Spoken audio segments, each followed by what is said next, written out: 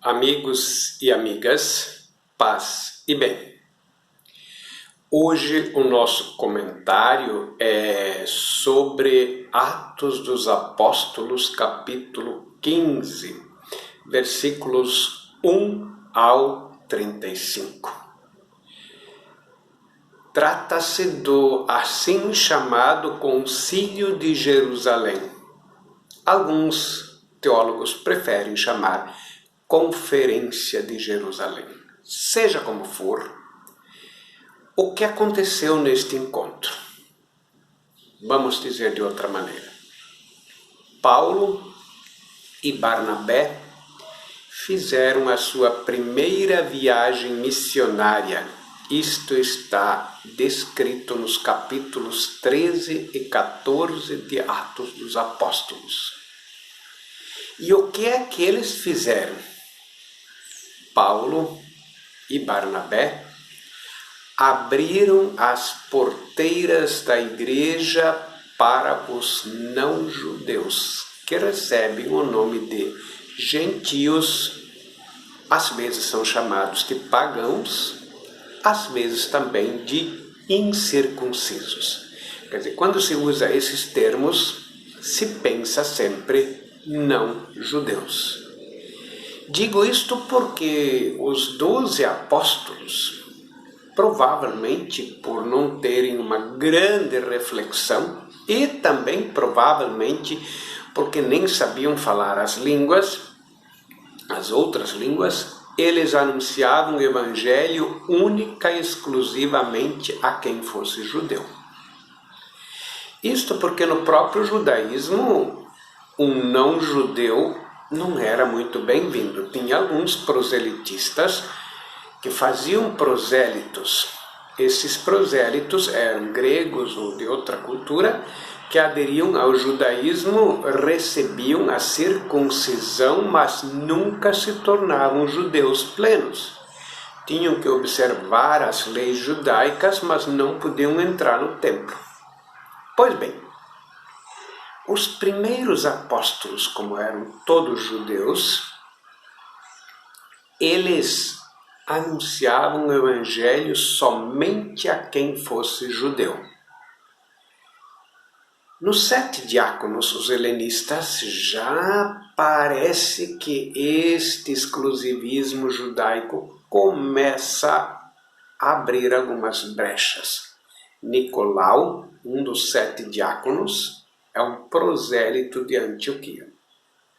Mas quem abriu a porteira da igreja, mesmo em grande escala, aos não-judeus, foi Paulo e Barnabé. Paulo vai dizer na carta aos Gálatas, no capítulo 3, versículo 28, já não há judeu nem grego, nem escravo, nem livre, nem homem nem mulher. Em Cristo somos todos um. A mesma coisa. Isto provocou uma crise na igreja. Eu disse, Paulo abriu a porteira da igreja aos gregos ou romanos, ou seja lá o que fosse. Isto é, aos gentios. Os apóstolos parece que ficaram um tanto confusos com isto. Aí entra em cena Tiago. Seria bom ler a carta aos Gálatas no capítulo 2, versículos 11 até 15. Tiago era um judaizante ferrenho que não suportava a convivência no cristianismo de pessoas oriundas do judaísmo e do mundo grego ou gentílico, vamos dizer assim. Pois então, quando Paulo e Barnabé voltam de sua primeira viagem missionária, Atos 13 e 14, voltam a Antioquia, e lá então tem muitos cristãos que não eram de origem judaica. Tiago manda a gente para lá e diz assim, no primeiro versículo do capítulo 15, se vocês não se circuncidarem, vocês não poderão entrar, não poderão se salvar. Lucas não diz que foram emissários de Tiago, mas quem lê Gálatas capítulo 2, 11 a 14, a gente desconfia que foi Tiago mesmo. O Tiago achava que os cristãos, para se salvar, precisavam se circuncidar. E o que era circuncisão? Circuncisão era para os judeus o que para nós cristãos é o batismo. Era um rito que se praticava no órgão genital do menino ao 8º dia. Bom, se agora os gregos, os romanos, árabes, seja lá quem fosse, os gentios, vamos dizer assim, que já tinham aderido a Cristo, tinham recebido o batismo, precisavam ainda receber a circuncisão, com isso observar a velha lei? Então, para que servia a sua adesão a Cristo? Para que serviria o batismo? E, se você ler a primeira frase do capítulo 15, ele diz bem assim: para os cristãos gentílicos.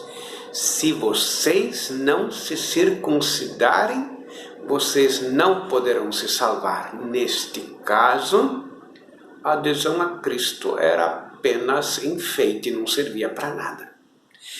Paulo e Barnabé ficam furiosos, não sabem direito como resolver essa questão. Eles vão até Jerusalém, eles estão em Antioquia, na Síria, mais ou menos uns 400, 500 quilômetros distante. Vão até Jerusalém para se reunir com os apóstolos e anciãos, são os líderes das comunidades, para juntos decidir o que fazer. Quando eles chegam lá, aqueles cristãos que antes eram fariseus diziam: não, é preciso sim se circuncidar, até Jesus foi circuncidado, é preciso se circuncidar.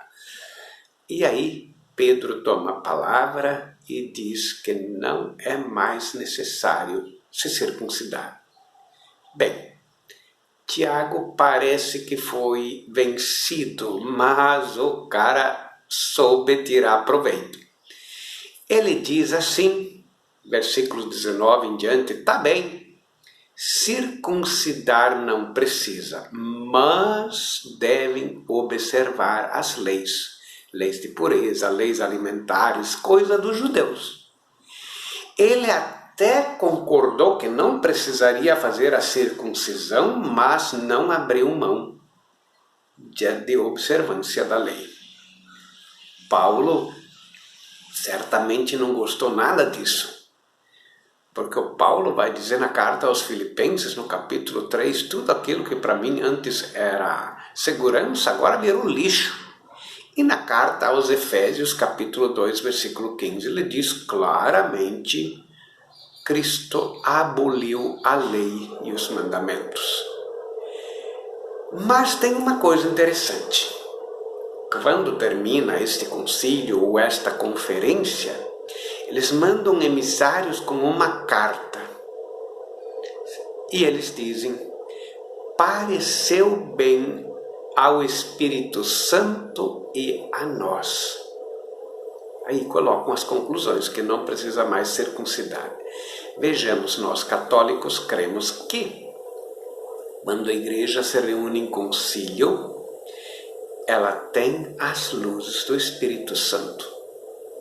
Por isso que eles dizem: pareceu bem ao Espírito Santo e a nós.